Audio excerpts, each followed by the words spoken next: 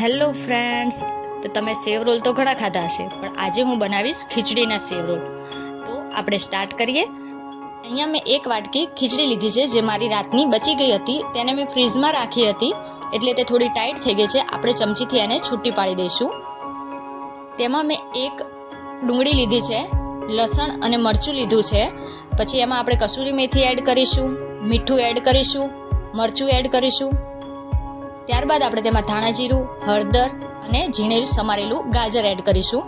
એક લીંબુનો રસ, બુરું ખાંડ અને ત્યારબાદ ચાટ મસાલો અને મેં અહીંયા ગરમ મસાલો પણ એડ કર્યો છે. હવે આમાં આપણે બાઇન્ડિંગ માટે બ્રેડ ક્રમ્સ એડ કરીશું. મેં અહીંયા એક બાફેલું બટેકું મેશ કરેલું લીધું છે. હવે આપણે આ બધું ખૂબ સરસ રીતે મિક્સ કરી દઈશું. જો તમને એવું લાગે કે આ વધારે હજી મિશ્રણ ઢીલું છે, તો તમે તેમાં વધારે હજી બ્રેડ ક્રમ્સ એડ કરી શકો છો. અને તેને સરસ રીતે હવે આપણે ખૂબ સરસ રીતે મિક્સ કરીને મસળી લઈશું. અને હવે આપણે આમાંથી રોલ બનાવી લઈશું.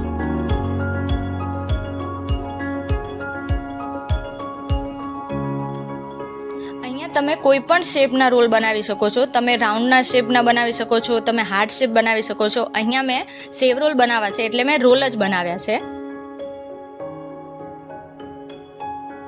તમે જોઈ શકો છો. હવે આને હું થોડું ફાસ્ટ ફોરવર્ડમાં બીજું બનાવીને બતાવું છું.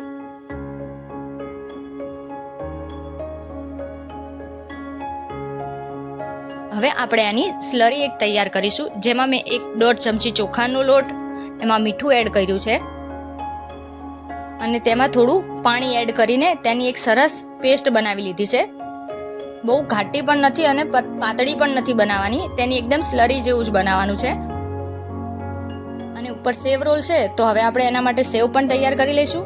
હવે આપણે જે શીરો બનાવીએ છીએ તે જ સેવ મેં લીધી છે. તેના આપણે ઝીણા ઝીણા ટુકડા કરી લઈશું. એને ભૂકો નથી કરવાનો, હાથેથી પણ મસળીને કરશો ત્યાં જ તમારી ઝીણી ઝીણી સેવ તૈયાર થઈ જશો. તમે જોઈ શકો છો કે મેં આવી રીતે સેવ તૈયાર કરી લીધી છે. હવે આપણે એક રોલ લઈશું, તેને આપણે ચોખાની સ્લરીમાં ડીપ કરી લઈશું. એ સારી રીતે કોટ થઈ જાય ત્યારબાદ આપણે તેને સેવમાં એડ કરી લઈશું અને તેને સેવમાં પણ સારી રીતે કોટ કરી લઈશું.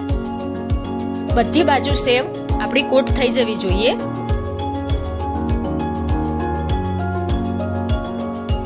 અને જો વધારે હોય તો આપણે એને હાથેથી પણ આવી રીતે રોલ કરી લઈશું કે વધારાની સેવ છે એ નીચે પડી જાય અને બાકી આપણી બધી સેવ ચીપકી જાય. હવે તમને હું બીજું ફાસ્ટમાં કરીને બતાવું છું.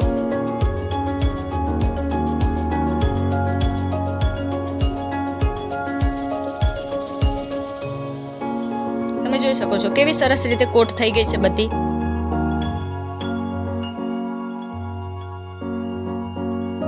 આવી રીતે આપણે બધા કોટ કરી લઈશું અને ત્યારબાદ આપણે ગરમ તેલમાં આપણે તેને તળી લઈશું. પહેલા આપણે ફાસ્ટ ગેસ રાખવાનો છે, પછી આપણે મીડિયમ ગેસ કરી દેવાનો છે.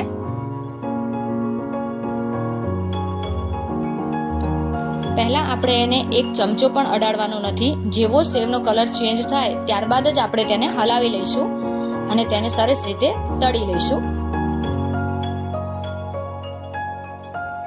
તમે જોઈ શકો છો સેવનો કલર તરત બ્રાઉન થઈ ગયો છે, તો આપણે હવે તેને કાઢી લઈશું. તો તૈયાર છે આપણા સેવ રોલ. આપણે તેને કેચઅપ અથવા તો લીલી ચટણી સાથે સર્વ કરીશું.